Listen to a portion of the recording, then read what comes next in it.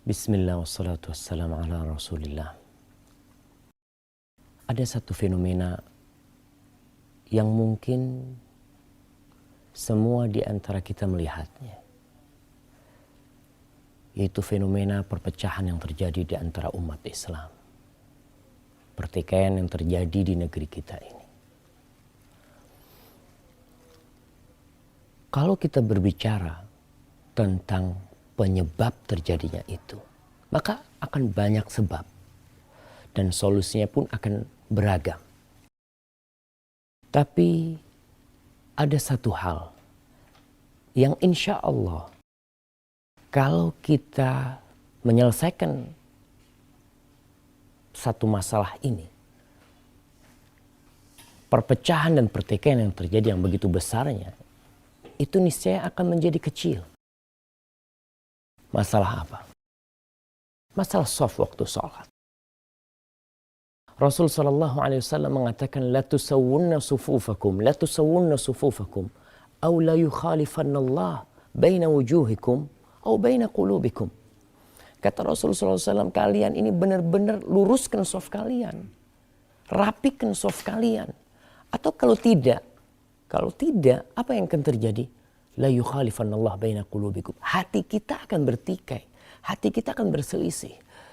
Dan yang kita lihat di masjid-masjid kita, sholat berjamaah itu diperintahkan agar kita melaksanakannya. Tapi yang jadi masalah ketika orang-orang berada di rumah Allah, ternyata di situ mereka belum bisa meluruskan shaf mereka. Kalau kita tidak lurus shafnya, tidak rapi shaf kita, renggang-renggang kadangkala, maka hati kita pun akan bertikai. Tatkala kita ada salah satu di antara kita yang maju ke depan sedikit, yang ini di belakang sedikit, kemudian kadang-kala ada renggang, bahkan ada yang bawa sejadah besar banget, sehingga kalau ada orang yang ingin merapatkan shafnya ke dia, dilihatin tuh, dilihatin. Kenapa? Ini sejadah mahal nih, mungkin dia beli. Oke, kita lagi sholat berjamaah nih, kita lagi menghadap Allah Jalla Jalaluh. Kita sama rata, satu pangkat kita. Di hadapan Allah hamba semuanya. Maka semua titel, semua jabatan, semua kedudukan tatkala berada di hadapan Allah, ditanggalkan semuanya. Yang ada adalah hamba Allah Jalla Jalaluh. Karena terus terang, ada beberapa teman yang ketika hendak meluruskan shafnya, imam masjid ini mengatakan, yang ingin rapat-rapat shafnya jangan sholat di sini katanya. Subhanallah. Rasul sallallahu alaihi wasallam, Nabi kita nih. Kita semuanya umatnya Muhammad sallallahu alaihi wasallam. Siapa panutan kita? Nabi kita Muhammad sallallahu alaihi wasallam. Gimana beliau kalau mau sholat? Beliau kalau sholat itu nggak sembrono langsung masuk, langsung Allahu Akbar. Tidak. Beliau luruskan shafnya. Bahkan dalam hadis Ibn Umar radhiyallahu taala anhu, Nabi mengatakan, aqimus sufuf. Kata Nabi, luruskan shaf kalian itu. Wahadhu bainal manakib. Pundak kalian ini lurusin nih. Jangan ada yang lebih. Jangan ada yang kurang, mundur, lurusin. Kemudian Nabi mengatakan wasuddul furaj. Itu renggang-renggang tuh dirapetin. Walinu bi'aidi ikhwanikum.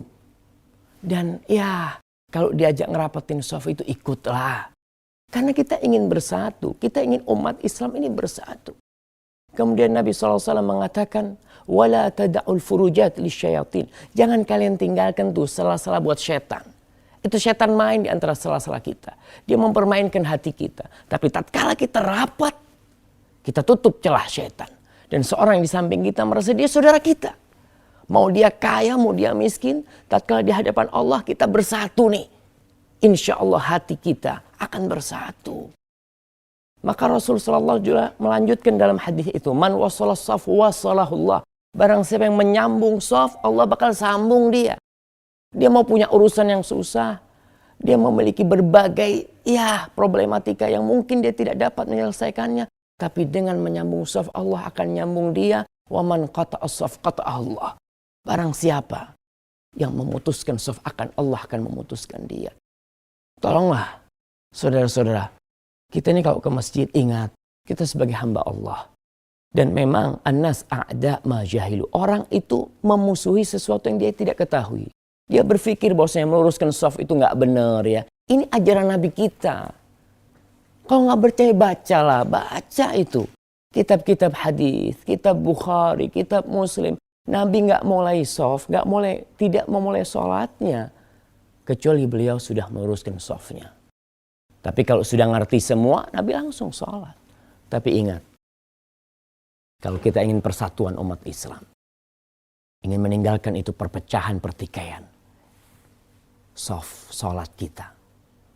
Dengan seperti itu, apa yang dijanjikan oleh Nabi kita akan kita dapatkan. Persatuan umat, kita akan saling tolong menolong.